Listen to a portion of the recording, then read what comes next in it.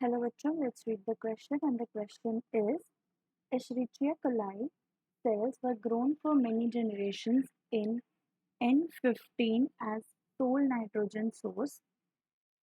Subsequently, these cells were grown exactly for 4 generations in medium containing N14.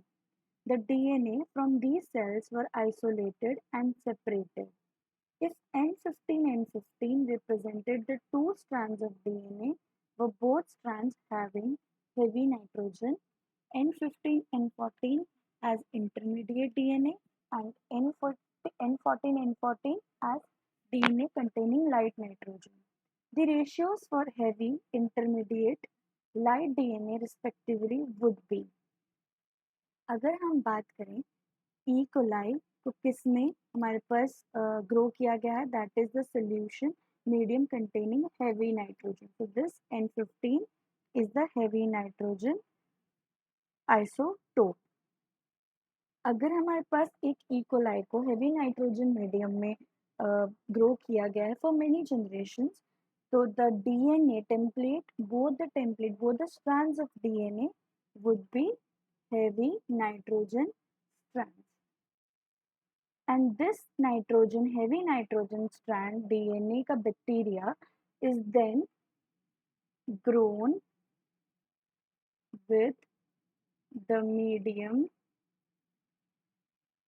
containing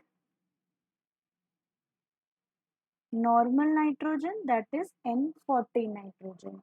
So due to the semi-conservative nature of the DNA replication, जो कहता है कि one parental strand होना चाहिए जब हमारे पास copies बनती हैं and one newly synthesized strand.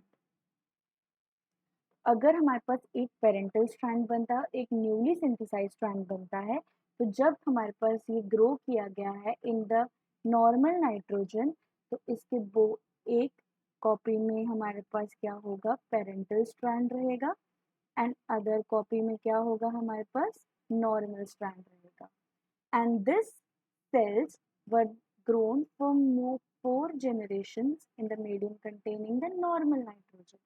तो ये हो गया हमारे पास फर्स्ट जनरेशन. अगर हम बात करें फॉर द सेकेंड जनरेशन, तो again it will be the one will be the parental strand, another will be the normal strand which is obtained from the medium, and here one parental strand and one normal strand, one parental strand and normal strand, and one parental strand and normal strand.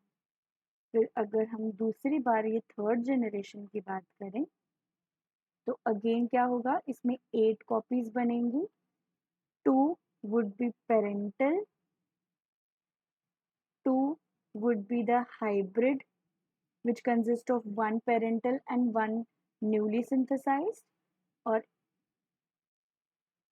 4 और 6 होंगी हमारे पास light strands या light DNA.